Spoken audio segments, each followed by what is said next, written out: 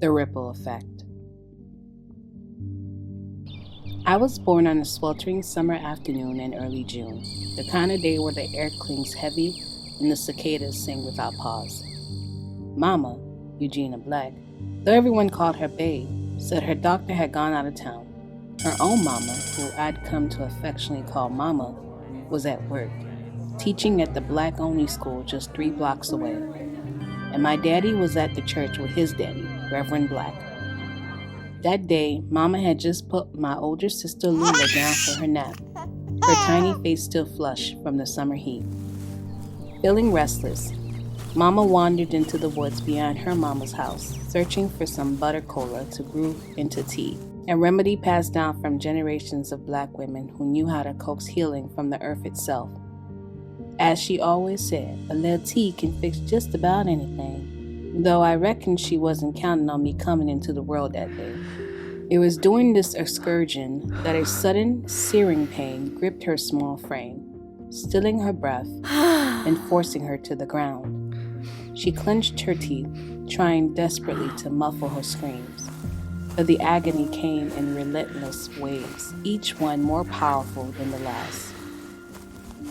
Her fingers clawed at the soft, rain-dampened soil, the earth giving way beneath her trembling hands as though sharing in her struggle. In the fleeting moments between the waves of pain, the world around her seemed more impossibly distant and unnervingly close. The faint chirping of birds pierced the heavy air as they flitted from tree to tree. Somewhere nearby, a bush rustled, a curious rabbit, perhaps, cautiously investigating the strange disturbance in its sanctuary.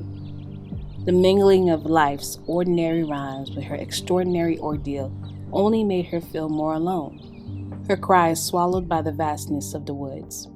She grunted and moaned, her voice rising and falling in time with the laboring of her body, until the woods were pierced by a new sound, a cry, shrill and defiant, cutting through the stillness like a ray of light through dark clouds, a sound that declared unmistakably that a new life had entered the world. The cry of a newborn baby filled the woods, raw and full of life. My mama always said she marveled at the shock of red hair I was born with, just like my daddy's, a striking trait that seemed to mark me as his from the very start.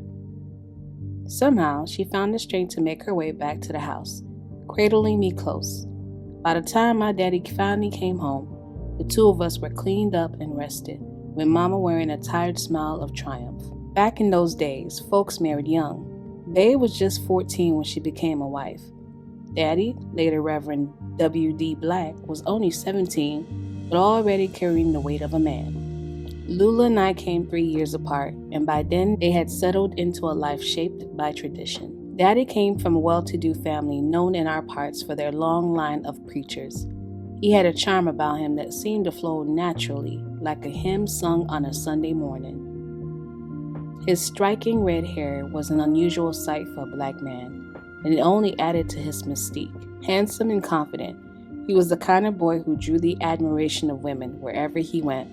In fact, Mama used to recall with a mix of pride and exasperation. Mama, Bae's mama, and Lula's and my grandmother lived just 2 miles from us. She was a steady presence in our lives, especially on the days when both Mama and Daddy were at work. When Bae was home, Lula would play with Cassie Johnston, the girl from across the street. Cassie's mother, Millie Jean, was an unmarried woman who had struck up a friendship with Bae when she and Daddy moved to the neighborhood. Bae said Millie Jean was friendly enough, though their friendship was never particularly close. Bae appreciated her kindness. Some years had passed. I remember sitting on the front steps of our little house, the sun warming my face as I rolled a handful of marbles between my fingers. "Frisk, darling, come help your mama," Bae called from the gate, her voice carrying out a mix of sweetness and authority only she could muster. I looked up and saw her struggling with bags of groceries, her arms weighted down but her stride determined. I jumped to my feet and rushed toward her, my marbles clattering to the ground and forgotten in an instant. Together, we brought the bags into the kitchen. I watched as she set them down, her face flushed.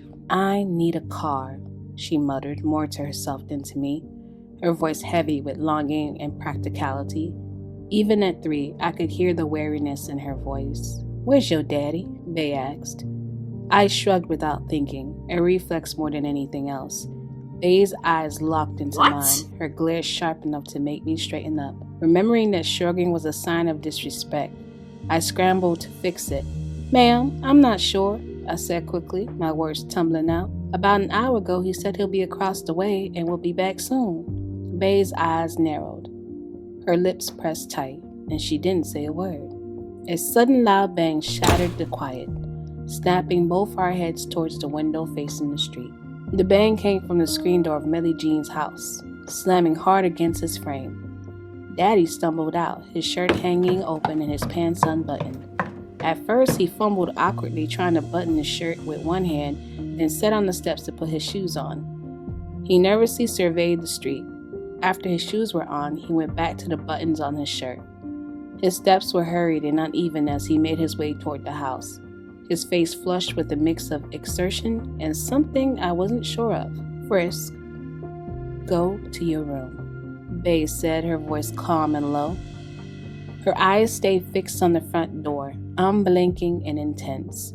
I hesitated, my gaze darting between the window where I could still see Daddy fumbling to fix his clothes as he lingered at the bottom of the porch steps. Her hands clutched the edge of the kitchen counter so tightly that her knuckles had gone white, the veins in her forearms standing out like taut wires. There was something in her stillness that scared me more than if she yelled at me.